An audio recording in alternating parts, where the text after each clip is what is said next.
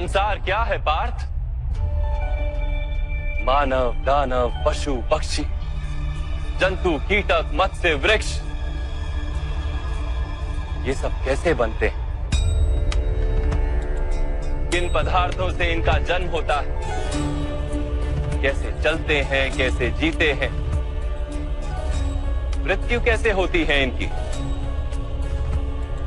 और मृत्यु के पश्चात क्या होता है?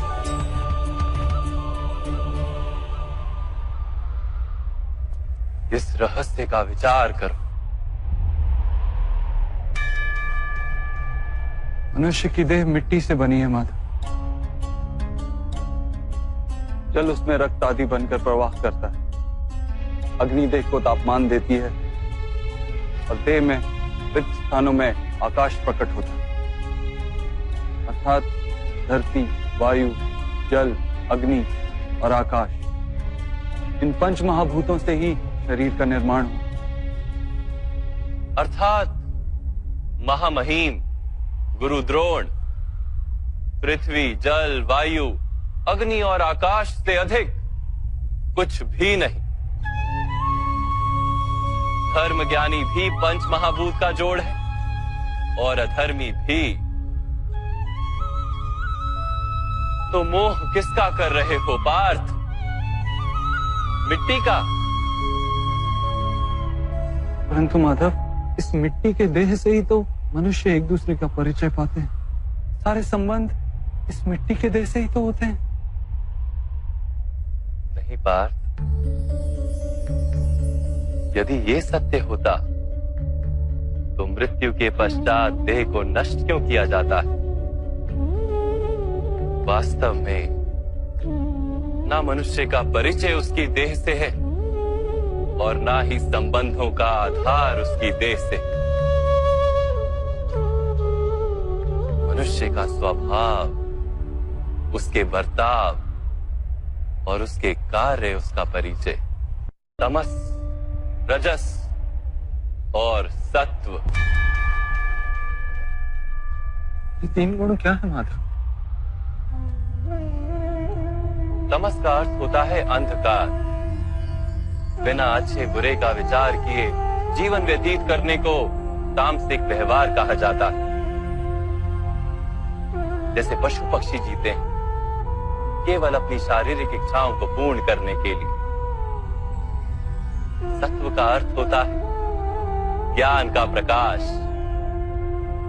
जब व्यक्ति प्रत्येक परिस्थिति में धर्म का, सत्य का और परंपराओं का विचार करके व्यवहार करता है, तब उसे सात्विक जीवन कहा जाता है। इन दोनों के मध्य में ऐसा व्यक्ति होता है जिसके पास ज्ञान तो है पर शरीर और मन की इच्छाओं के साथ बंधा हुआ भी है। ऐसा मनुष्य रजस अर्थात अहंकार पूर्ण मनस्थिति के साथ जीता है। तमस, रजस तथा सत्व गुणों के अधिक या कम मात्रा के मेल से ही मनुष्य का स्वभाव बनता है।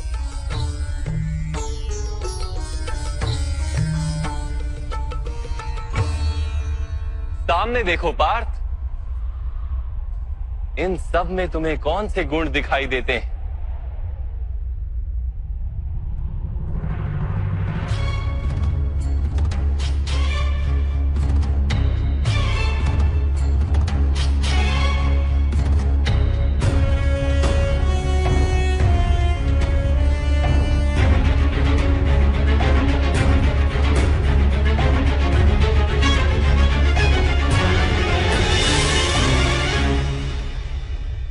युवराज दुर्योधन धर्म जानते हैं परंतु वहन नहीं करते। उनके जीवन का केंद्र अहंकार,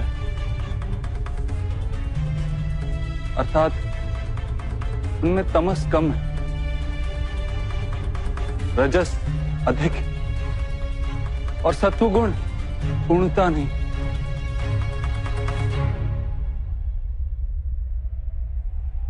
और इस ओर राजकुमार दुशासन इन्होंने सदैव अपने ज्येष्ठ भ्राता का आदेश माना, बिना विचार के। अर्थात इनमें केवल तमस।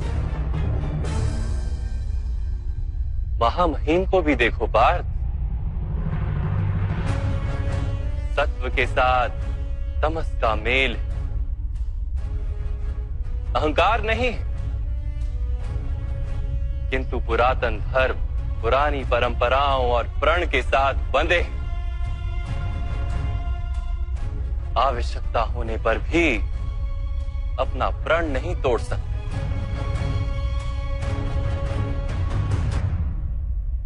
गुरु द्रोण को देखो, ज्ञान और अहंकार दोनों ही हैं। ज्ञान तो मनुष्य को मुक्ति दिलाता है, किंतु इनका अहंकार इन्हें मुक्त नहीं होने देता।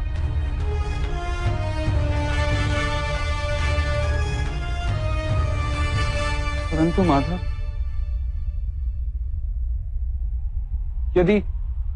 यदि मनुष्य का स्वभाव इन तीन गुणों का मेल है, तो फिर मनुष्य का व्यवहार पहले से ही निश्चित है।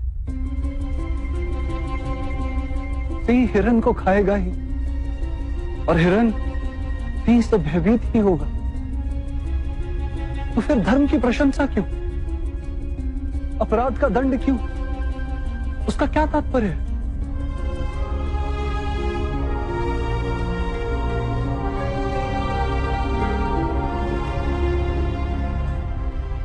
उत्तम प्रश्न है पार्थ,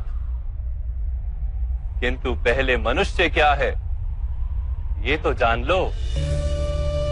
मनुष्य केवल 5 महाभूत नहीं, 5 पदार्थ नहीं, 5 ज्ञानेंद्रियां, 5 कर्मेंद्रियां तथा 3 गुण, ऐसी 23 वस्तुओं का मेल भी नहीं। मनुष्य को चलने फिरने तथा कार्य करने हेतु शक्ति की आवश्यकता होती है, और उस शक्ति को चेतना कहते हैं। तो क्या माधव, मनुष्य इसकी चेतना है? नहीं पार्थ, मनुष्य की चेतना के साथ उन 23 वस्तुओं के मेल का नाम प्रकृति। 24 वस्तुओं से बने मनुष्य नामक यंत्र में वास करता है पुरुष, अर्थात परमात्मा का अंश। उसे आत्मा कहा गया है। जब प्रकृति और पुरुष का मेल होता है, अर्थात जब परमात्मा का अंश आत्मा बनकर देह में वास करता है, तब मनुष्य जीवित होता है। यह आत्मा क्या है माधव, और इसे जानने का क्या उपाय है? मनुष्य जैसे रथ का उपयोग करता है, वैसे ही आत्मा शरीर नाम के इस यंत्र का उपयोग करती है। शरीर के माध्यम से शरीर के सुख दुख का उपभोग करती है, किंतु आत्मा शरीर नहीं पार्थ। शरीर का नाश किया जा सकता है, किंतु आत्मा का नाश नहीं किया जा सकता। नैनं छिन्दन्ति शस्त्राणि नैनं दहति पावका, न चैनं क्लेदयन्त्यापो न शोष्यति मारुता। आत्मा ना शस्त्रों से छेदी जा सकती और ना ही अग्नि से जलाई जा सकती। ना जल उसे निर्बल कर सकता है और ना ही पवन उसे सुखा सकती। आत्मा शरीर में रहते हुए भी अमर। न हन्यते हन्यमाने शरीरे। पार्थ, शरीर की हत्या की जा सकती है, किंतु आत्मा की हत्या नहीं की जा सकती। आत्मा तो सर्वव्यापी है, अचल, स्थिर है, सनातन है। पुराना वस्त्र त्याग कर जैसे मनुष्य नया वस्त्र धारण करता है, वैसे ही आत्मा पुराना शरीर छोड़कर बार बार नया शरीर धारण करती है। परंतु माधव, मैं तो जगत का अनुभव अपने शरीर के माध्यम से ही करता हूं। स्वयं को देह न जानकर मैं आत्मा कैसे जान सकता हूं? स्वयं को आत्मा के रूप में जानना असंभव भी नहीं पार्थ। अंध भी जीते हैं, गूंगे भी जीते हैं, जिनके पास हाथ पैर नहीं होते वो भी जीते हैं। स्पष्ट कि शरीर मनुष्य नहीं, जिसकी चेतना चली जाती है, जिसे मूर्छा आ जाती है, वो भी जीवित रहता है। इसलिए स्पष्ट है कि मनुष्य का चेतन तत्व वो भी शरीर नहीं। इसी प्रकार जो व्यक्ति अपने भीतर खोज करता है, मैं इंद्रियां नहीं, शरीर नहीं, भावनाएं नहीं, विचार नहीं, ज्ञान भी मैं नहीं, जो ये समझता जाता है वो अंत में स्वयं को आत्मा के रूप में जान ही लेता है।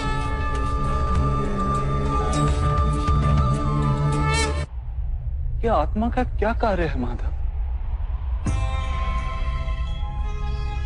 जब पर ब्रह्म के भाग हुए, पुरुष तथा प्रकृति बने, तब पुरुष अर्थात परमात्मा के अंश ने आत्मा बनकर प्रकृति की प्रत्येक वस्तु में वास किया। उस आत्मा को मोह तथा अंधकार ने घेर लिया पार। उस मोह निद्रा से जागृत होकर स्वयं को परमात्मा का अंश जानना ही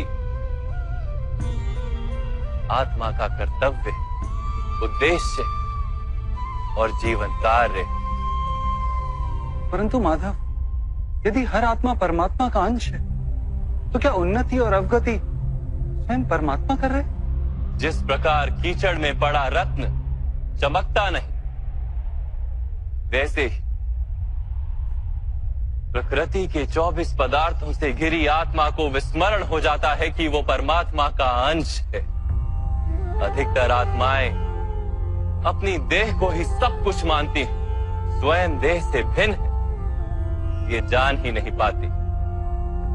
शरीर को जो सुख, दुख, स्वाद, गंध आदि का अनुभव होता है, उसे अपना अनुभव मान लेती है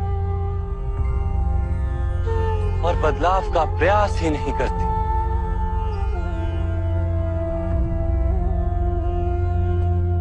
जो आत्माएं बदलाव का प्रयत्न नहीं करती, निरंतर अधर्म करती रहती हैं, उन्हें जागृत करने के लिए दंड देना अनिवार्य है।